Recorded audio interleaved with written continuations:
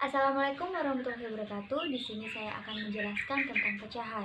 Nah, di dalam buku ini dijelaskan menurut Bresel menjelaskan bahwa materi pecahan itu merupakan materi yang salah satunya materi yang sulit dan menantang untuk kurikulum SD atau sekolah dasar. Nah, terdapat 5 kesalahpahaman yang siswa alami di dalam mempelajari pecahan. Yang pertama, siswa salah menafsirkan bagian pecahan. Contohnya seperti ini. Di sini ada gambar, ada 4 kotak, yang 3 diarsir dan 1 tidak diarsir. Nah, kesalahpahaman yang mungkin terjadi siswa jika disuruh merepresentasikan dalam bentuk angka. Yang pertama, kesalahpahaman yang terjadi, mungkin siswa hanya menuliskan 3. 3 itu didapat dari ini yang diarsir. Kemungkinan yang kedua, siswa menuliskan angka 1, yaitu didapatkan dari hasil yang tidak diarsir. Dan kemungkinan yang ketiga, siswa menuliskan angka 4 yang didapatkan dari jumlah total ini, 1, 2, 3, dan 4. Nah, kesalahpahaman yang kedua, di dalam menempatkan pecahan pada garis bilangan, siswa masih bingung. Contohnya, saya ambil contoh 1/3 atau 1/3. Nah, siswa meletakkan 1/3 itu setelah angka 2. Mengapa demikian? Karena siswa hanya melihat penyebutnya saja, 3. Karena 3 lebih besar daripada 2, jadi setelah angka 2 1/3, padahal kenyataannya 1/3 itu sebelum angka 1. Nah, kesalahpahaman yang ketiga itu apabila siswa disuruh menambahkan, misalnya 1/2 ditambah 1/4, itu siswa masih tampak kebingungan dan siswa langsung menjawab 2/6 dan langsung ditambahkan. Padahal kenyataannya jika kita mengoperasikan pecahan, maka kita samakan penyebutnya dulu, sedangkan siswa langsung ditambahkan saja. Nah, dapat disimpulkan bahwa siswa ini belum paham bahwa pembilang dan penyebut mempunyai keterkaitan satu sama lain. Kemudian, kesalahpahaman yang keempat, siswa itu sulit atau menjadi masalah dalam merepresentasikan pecahan dalam bentuk gambar seperti itu. Nah, kesalahpahaman yang lain dalam bernalar. Contohnya saja, misalkan ada 2/4. Nah, siswa itu menganggap per itu sebagai membagi.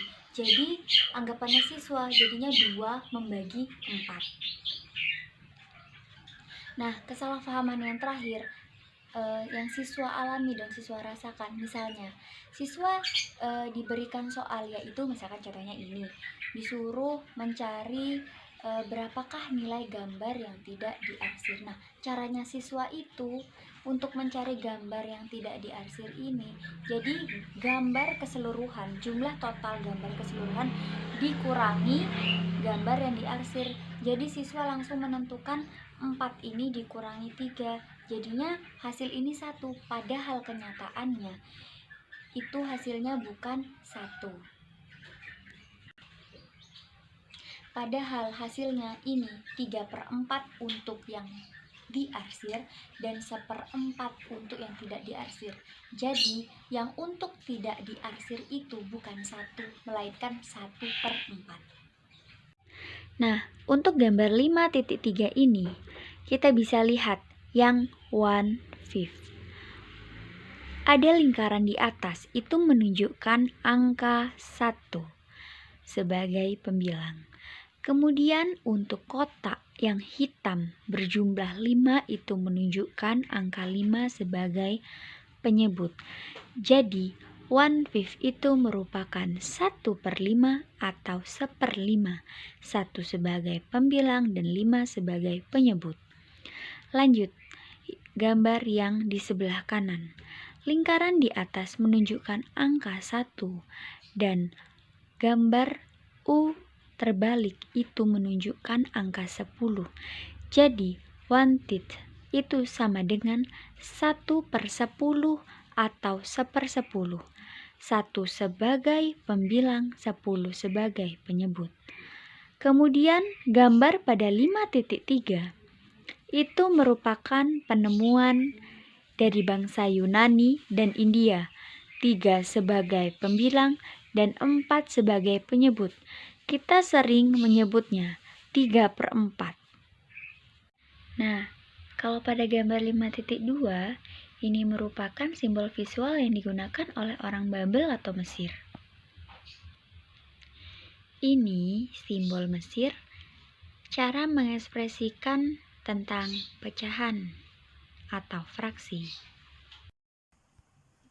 Ya, yang selanjutnya yaitu penambahan dan pengurangan untuk representasinya ya. Kan tadi sudah dijelaskan bahwa anak itu kadang masih bingung untuk yang kita lihat lagi pada buku ya. Untuk yang 5.11 itu kan ada diagram representasi dari persegi yang itu dibentuk seperti itu, kan ada 2/3 ditambah 2/3. Jadi anak itu dibuat lebih paham lagi dengan gambaran seperti ini. Jadi 2 itu bagian yang diarsir dan 3 adalah jumlah dari persegi panjang dari gambar itu. Selanjutnya pada yang gambar 5.12 itu representasi 2 dari 2/3 ditambah 3/5, yang dimana 3/5 ini diagramnya persegi panjangnya ditambah lagi jumlahnya. Jadi 2/3 yang seperti tadi, 2 adalah yang diarsir dan 3 adalah jumlahnya. Dan yang untuk 3/5 juga sama kayak 2/3, di sini jumlahnya lebih banyak, yaitu 3 bagian yang diarsir dan 5 jumlah dari keseluruhannya. Dan untuk contoh dari 5.13 bisa dilihat seperti gambar itu ya. 10/15 ditambah 9/15 seperti yang pada gambar itu. Nah, di sini dari 10/15 ditambah 9/15 ya, pada 10/15 tambah 9/15 ya. Di sini kan penyebutnya sama, yaitu 15. Dan pembilangnya yang berbeda. Di sini tinggal kita jumlahkan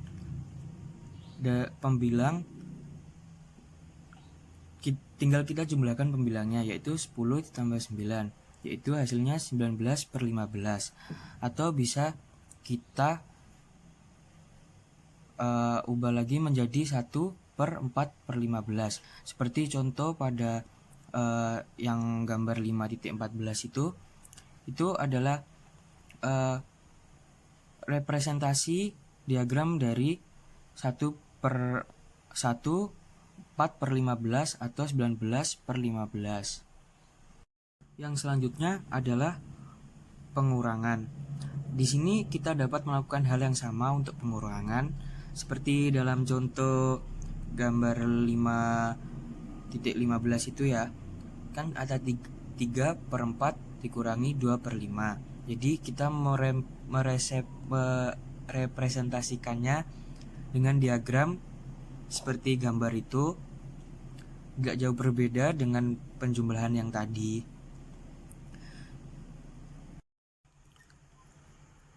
Yang selanjutnya adalah perkalian dan pembagian. Di sini perkalian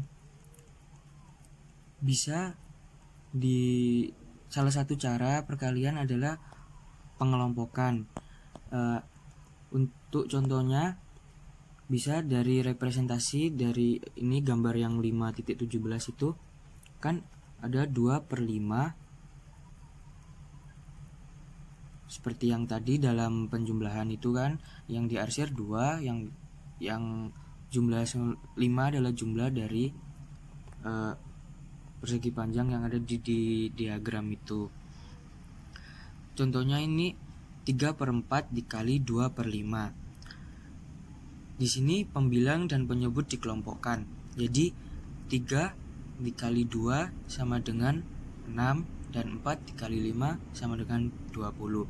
Untuk presentasi diagramnya digambarkan seperti contoh dalam 5.18. Untuk representasi dari pembagian. Nah, di sini tuh seperti yang kami sebutkan di bagian tentang kesalahpahaman, operasi yang sulit dengan pecahan adalah pembagian. Seperti contoh di sini pada gambar 5.19 yaitu representasi dari 2/3 dan 1/2, yang dimana di sini tuh berapa banyak atau berapa banyak bagian yang diarsir dari setengah akan sesuai dengan bagian yang diarsir dari 2/3. Jadi seperti yang representatif 2/3 dan 1/2 itu dikalikan silang terlebih dahulu. 2 dikali 2 sama dengan 4 dan 3 kali 1 sama dengan 3. Jadi jawabannya adalah 4/3 atau 1/3. Oke, selanjutnya teman-teman kita akan membahas tentang representasi untuk pecahan. Oke, representasi untuk pecahan yang saya temukan di buku primary itu ada 1 proporsi, 2 persentase, dan 3 rasio. Untuk yang pertama yaitu proporsi. Jadi proporsi itu maksudnya hubungan antara bagian dan keseluruhan. Jadi gini, kalau ada simbol 3/4 atau 1/4 itu tidak dikatakan kita ngomongnya 1/4 atau 3/4, tapi kita mengatakan gini, 3 dari 4 kotak yang diarsir atau 1 dari 4 kotak yang diarsir gitu. Jadi kita mengatakannya bukan langsung pecahannya kayak 3/4 atau 1/4, tapi kita mengatakannya hubungan antara bagian dan keseluruhan. Maksudnya bagiannya kan 3, keseluruhannya ada 4 gitu. Jadi ada 3 dari 4 kotak yang diarsir. Seperti itu. Untuk selanjutnya yang persentase.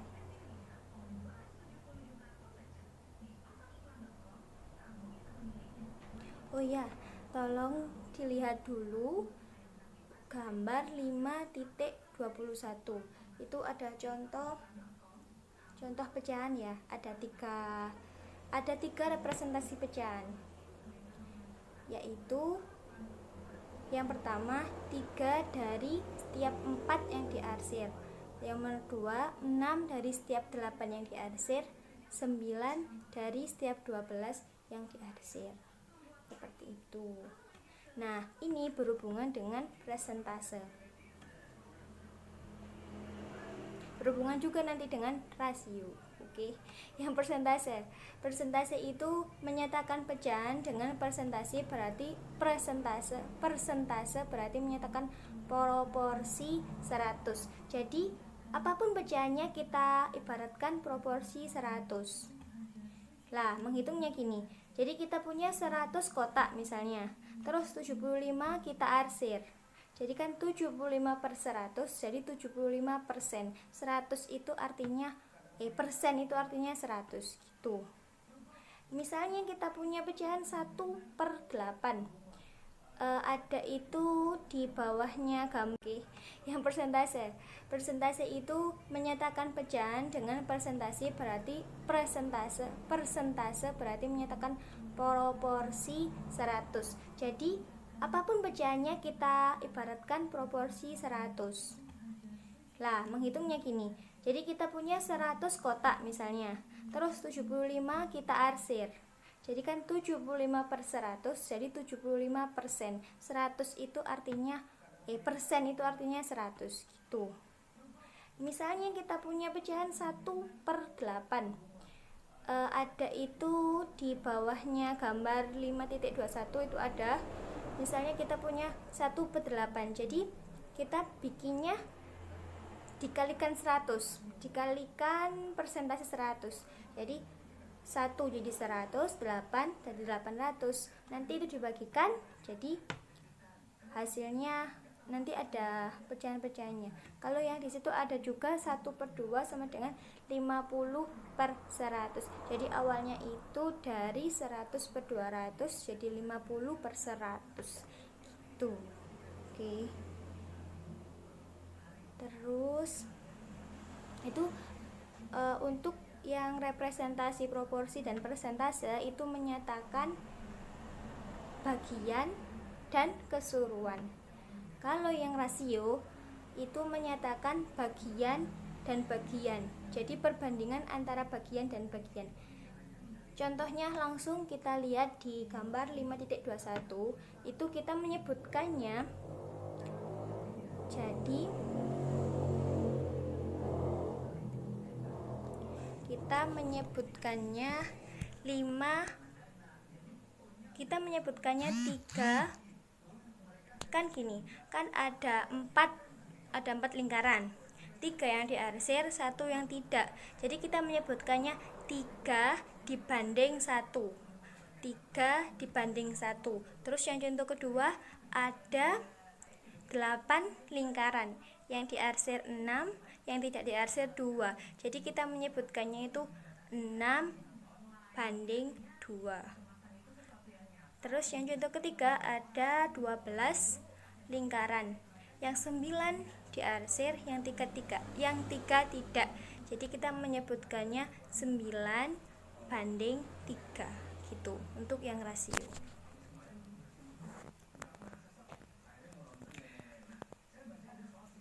Terus